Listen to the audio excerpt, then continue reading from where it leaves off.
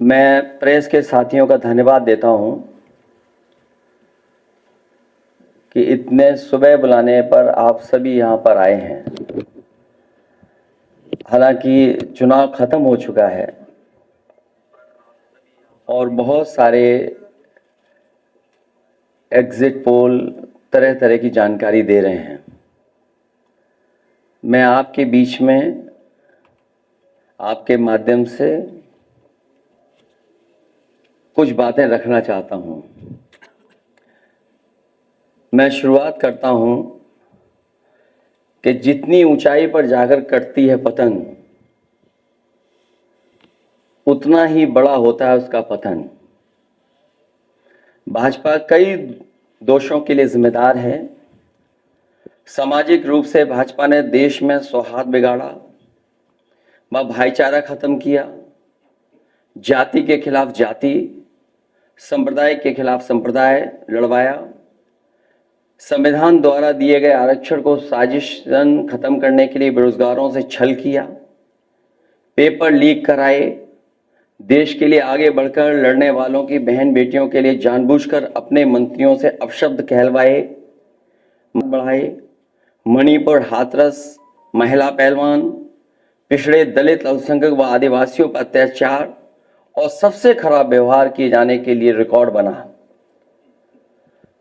आर्थिक रूप से इलेक्टोरल बॉन्ड का ऐतिहासिक भ्रष्टाचार किया। इलेक्टोरल बॉन्ड के माध्यम से पैसा कमाने के लिए मुनाफाखोरी को बढ़ावा दिया, जिसने महंगाई को बढ़ाया। अपने फायदे के लिए भाजपा ने जनता पर बेतहाशा महंगाई थोप दी, नोटबंदी से व्यापार का चौपट कर दिया, भ्रष्ट जीएसटी से छोटे दुकानदार तक को मंदी का शिकार बना दिया, किसानों की जमीन हड़पनी चाहिए, काले कानून लाने चाहे, खाद की बोरी की चोरी की, लाभकारी मूल्य नहीं दिया, 35 सालों की सबसे बड़ी बेरोजगारी में देश को धकेला, महंगाई से गरीब को और गरीब बना दिया, अमीरों के अरबों के लोन माफ किए लेकिन किसानों के ऋण के लिए आत्महत्या के लिए मजबूर किया, ब्याज की दरें घटाकर मध्यम वर्ग की बचत को बेकार कर दिया,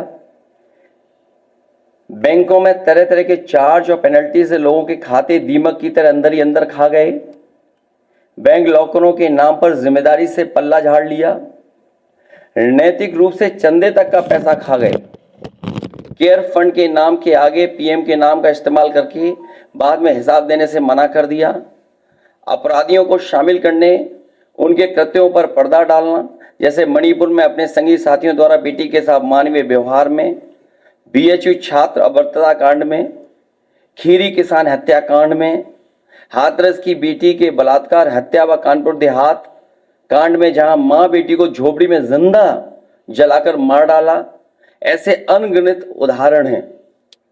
शारीरिक रूप से देखें तो भाजपा लोगों के शरीर स्वास्थ्य से भी खिलवाड़ किया, उसके भी दोषी हैं। भाजपा ने बिना जांच परखे जानलेवा वैक्सीन लगवाई, कमीशन खाकर गलत दवाइयों को पास करके लोगों का जीवन खतरे में डाला। इसका सीधा असर जनता की सेहत पर पड़ेगा और आने वाली पीढ़ियों की तंदुरुस्ती पर भी।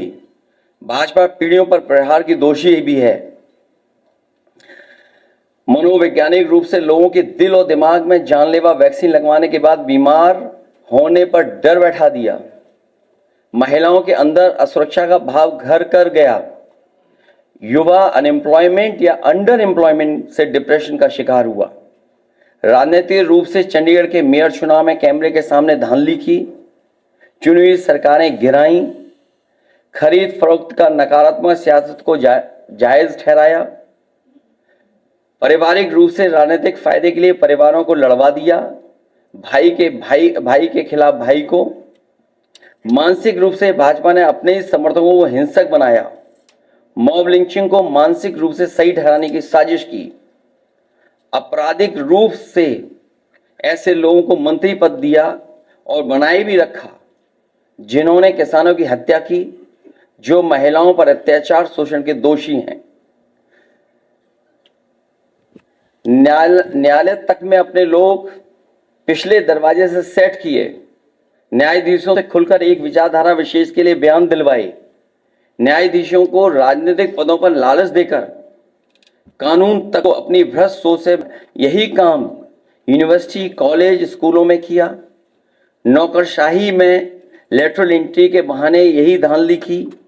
योजना आयोग खत्म किया। ED, CBI, IT, income tax को सरकार बनाने, बचाने और चलाने के लिए इस्तेमाल किया। झूठे आंकड़ों से देश और दुनिया को छला, जिससे अंतर्राष्ट्रीय स्तर पर भारत को विकासशील देशों की भाजपा ने इन्हीं सब कारणों से देशवासियों की जिंदगी को खतरे में डाल दी। भाजपा का झूठा राष्ट्रवाद, चीन की घुसपैठ से रजांगला मेमोरियल जैसे शहीदों के बलिदान का स्मारक तक नहीं बचा पाए। भाजपा की भ्रष्ट नीतियां बीते कल के लिए नहीं बल्कि भविष्य में भी देश की रक्षा के लिए असमर्थ व अक्षम है। इसलिए जनता इस बार गांधी जी को याद करते हुए करो या मरो की तरह आंदोलित हो गई है। से देश नकारात्मक ताकतों से आजाद होने जा रहा है।